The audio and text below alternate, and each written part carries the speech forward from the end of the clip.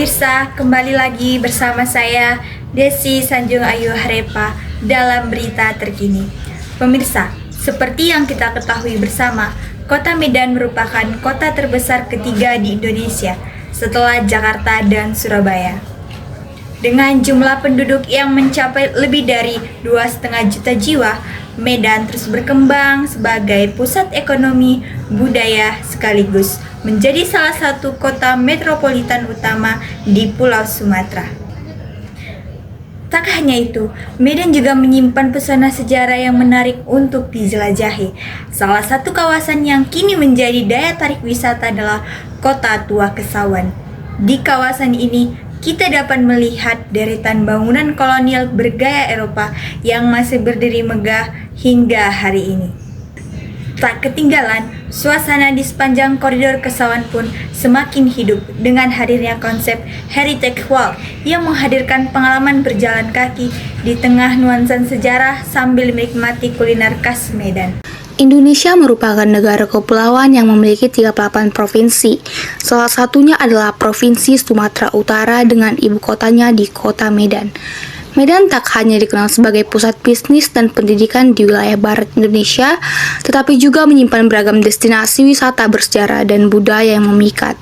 Medan bukan hanya perihal kota metropolitan, tetapi tentang jejak sejarah yang berbisik di dinding tua rumah Chong Afi, tentang langkah pelan di lapangan Merdeka yang menyimpan kisah perjuangan, dan lorong nostalgia di titik gantung yang dipenuhi tumpukan buku bekas, di mana waktu seolah berhenti membiarkan kita untuk mengagumi setiap sudutnya. Baik, saat ini saya sudah terhubung dengan rekan saya Nur Syakila yang sudah berada di daerah Kesawan.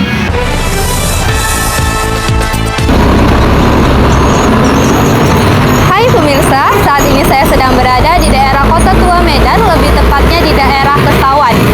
Nah, di sini tuh banyak sekali destinasi wisata yang bisa kalian kunjungi ketika berada di Medan.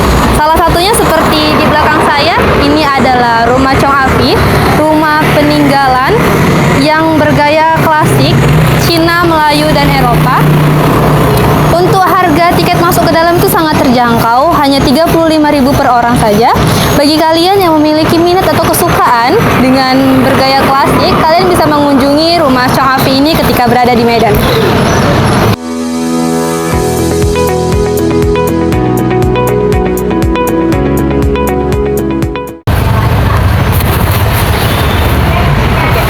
Nah, ketika kalian sudah mendatangi daerah Kota Tua Medan ini, kalian juga bisa mencicipi es krim yang lagi kita ini, yaitu es krim Apo.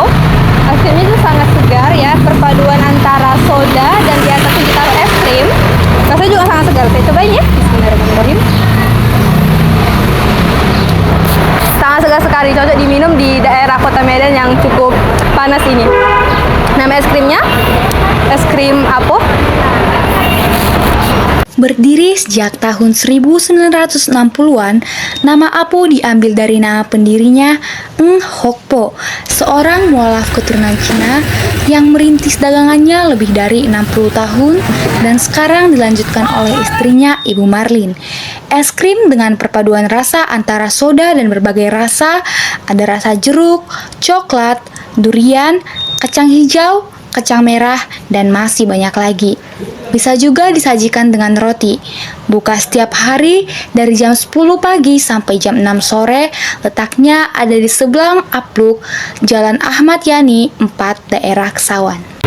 Nah, selain rumah Chong Afi dan es krim Apo, di daerah Kota Tua ini kalian juga bisa menelusuri jalanan Kesawan yang cukup menarik dan estetik ini.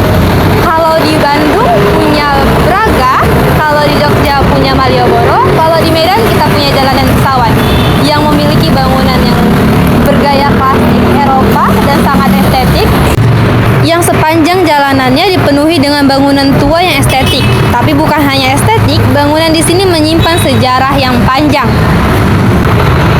Nur Syakila melaporkan dari Kota Tua Medan. Itu dia pemirsa, sekilas tentang pesona sejarah rumah Chong Afi dan segarnya es krim Apo yang legendaris di tengah teriknya Kota Medan. Tak jauh dari situ, kita melipir sedikit ke lapangan Merdeka.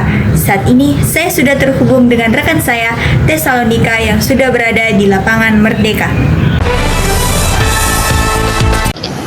Selamat siang pemirsa, saya Tesalonika melaporkan langsung dari jantung kota Medan, tepatnya di lapangan Merdeka, yang dimana bukan hanya menjadi paru-paru kota Medan, tetapi juga saksi bersejarah bagi masyarakat Medan.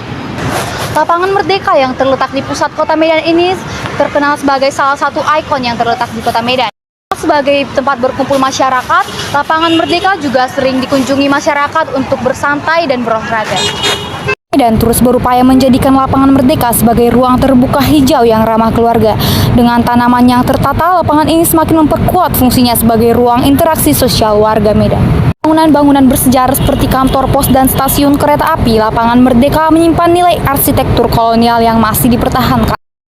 Tempat ini akan menjadi tempat yang akan terus diminati oleh masyarakat Medan untuk menjadi tempat bersantai dan sekedar berolahraga. Dari Medan, saya Tesalonika Mangunsong melaporkan untuk Anda.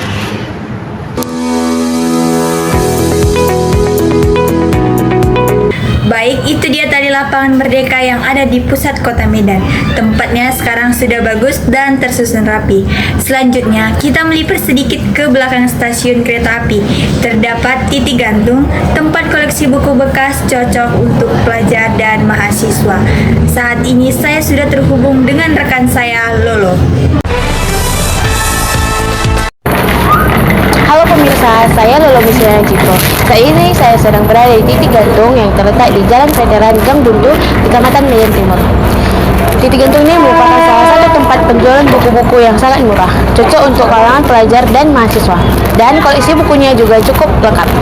Lokasinya berada di pusat kota yang tidak jauh dari lapangan Merdeka di stasiun kereta api. Lokasi ini menjadi salah satu spot menarik di kota Medan, terutama bagi para pecinta literasi dan budaya. Berada di pusat kota Medan, titik gantung dibangun pada tahun 1885 bersamaan dengan pembangunan stasiun kereta api Medan.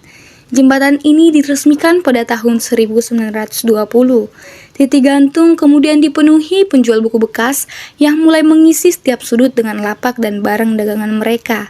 Di jembatan inilah tempat berburu buku bekas di kota Medan yang termurah dan terlengkap pada masanya. Untuk itu, Fikarwin menyebut sekitar tahun 1980-an, titik gantung menjadi tempat favorit mahasiswa untuk mencari buku bekas dengan harga yang terjangkau. Saya Lolo Cipro melaporkan langsung dari titik gantung. Kembali kepada Desi di studio. Informasi yang disampaikan oleh rekan saya Lolo menutup perjumpaan kita hari ini. Saya Desi Sanjung Ayu Harepa pamit undur diri, sampai jumpa di berita terkini selanjutnya.